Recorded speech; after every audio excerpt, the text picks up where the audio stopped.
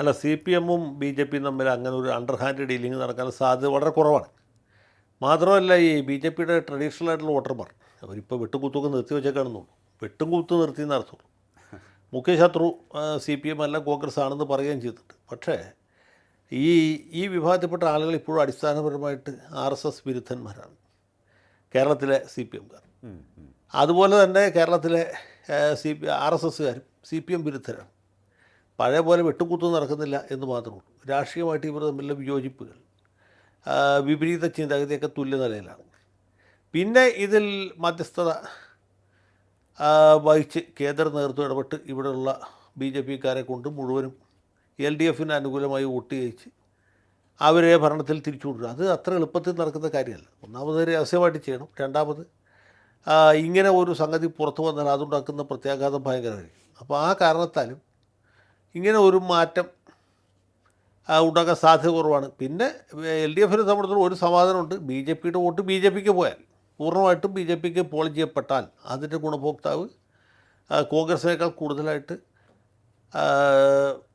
മറ്റേ ഇവരായിരിക്കും. അതിൽ ആ ഒരു സംശയമില്ല. LDF ആയിരിക്കും. അങ്ങനെ വോട്ട് മാറ്റി ചെയ്യാനുള്ള സാധ്യത കുറവാണ്. പിന്നെ അമിത്ഷായൊക്കെ ഇങ്ങനെ കോൺഗ്രസ് മുക്ത ഭാരതം എന്ന് പറയുന്നുണ്ടെങ്കിൽ പോലും കേരളത്തിലെ വോട്ടർമാർ വൈകാരികമായിട്ട് സി പി എമ്മിനോട് വിപ്രതിപത്തിയുള്ളവരാണ്. ബി ജെ പിയുടെ വോട്ട് ബി ജെ പിക്ക് കിട്ടിയാൽ തന്നെ അത് LDF ഗുണമായിരിക്കും. കാരണം അത് അവർ കോൺഗ്രസിൽ നിന്ന് ഒരുപാട് വോട്ട് പിടിച്ചു മാറ്റും. കൃത്യമായിട്ട് ബി ജെ പി അനുഭാവികളുടെ സഹപ്രവർത്തകരും സഹയാത്രികരുടെ വോട്ടുകൾ ബി ജെ പി സ്ഥാനാർത്ഥിക്ക് കിട്ടുകയാണെങ്കിൽ, താമര അടയാളത്തിൽ കിട്ടുകയാണെന്ന് വെച്ചാൽ അത് LDF ഗുണകരമായിരിക്കും. അതായത് സർ, ഞാനിപ്പോൾ ഇത് ചോദിക്കാൻ കാര്യം, ഈ 30,000-ന് മേൽ വോട്ടുള്ള മണ്ഡലങ്ങൾ ബി ജെ പിയെ സംബന്ധിച്ചിടത്തോളം 30-ലേറെ ഉണ്ടെന്നാണ് കേൾക്കുന്നത്. അങ്ങനെയാണെങ്കിൽ അവിടെ ആര് ജയിക്കണം ആര് തോൽക്കണം എന്നുള്ളത് സംബന്ധിച്ചുള്ളൊരു തീരുമാനമെടുക്കാൻ അവർക്ക് സാധിക്കും. കുറച്ച് പേരെങ്കിലും വോട്ട് മാറ്റിയാൽ മതി, 5000 വോട്ട് മാറ്റിയാൽ മതി. അതായത് കോൺഗ്രസ് ഇപ്പോൾ അധികാരത്തിൽ വരികയാണെങ്കിൽ ബി ജെ പിക്ക് കേരളത്തിൽ പിടിമുറുക്കാൻ കുറേ നാൾ കൂടി കാത്തിരിക്കേണ്ടി വരും. LDF അധികാരത്തിൽ തുടരുകയാണെങ്കിൽ അധികാരത്തിൽ ഇരുന്ന് നശിച്ചോളും അവർ. മറുവശത്ത് പ്രതിപക്ഷത്തിരുന്ന് UDF നശിച്ചോളും. അപ്പോൾ എങ്ങനെ നോക്കിയാലും ഈ ഒരു ബാന്ധവത്തിലൂടെ ലാഭം മാത്രമാണ് ഉണ്ടാവാൻ സാധ്യതയുള്ളത്. അങ്ങനെ നമുക്കിപ്പോൾ ഒരു വാചകത്തിൽ പറയുമ്പോൾ ഒരു തമാശയായിട്ട് കുസൃതിയായിട്ടൊക്കെ പറയാമെന്ന് വന്നുള്ളൂ. അത്ര എളുപ്പത്തിലൊന്നും ഇത് തകർക്കാനോ ഇല്ലായ്മ ചെയ്യാനൊന്നും പറ്റുകയില്ല.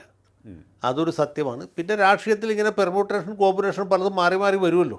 അതെ, ഇടതുപക്ഷത്ത് നിൽക്കുന്ന പാർട്ടിയുടെ കുറച്ച് കഴിയുമ്പോൾ വലതുപക്ഷമായിട്ട് തോന്നും, വലതുപക്ഷത്തിരിക്കുന്നവർക്ക് ഇടതുപക്ഷക്കാരായിരുന്നു ഭേദം എന്ന് തോന്നും. അങ്ങനെയൊക്കെ തോന്നൽ സ്വാഭാവികമാണ്. അതൊക്കെ ജനാധിപത്യ വ്യവസ്ഥയിൽ സാധ്യമായിട്ടുള്ള അനുവദനീയമായിട്ടുള്ള കാര്യങ്ങളാണ്.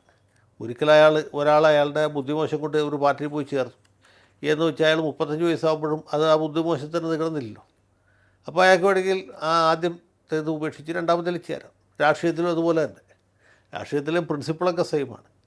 ഒരിക്കൽ അബദ്ധവശാൽ ഒരു പാർട്ടിയിൽ ചേർന്നു, അല്ലെങ്കിൽ ഒരു വിദ്യാർത്ഥി സംഘടന ചേർന്നു വെച്ചാൽ അയാൾ മരിക്കണവരെ ആ പാർട്ടിയുടെ ഒരു ദാസനായിട്ട് ജീവിക്കാമെന്ന് പറഞ്ഞ വ്യവസ്ഥയൊന്നുമില്ല.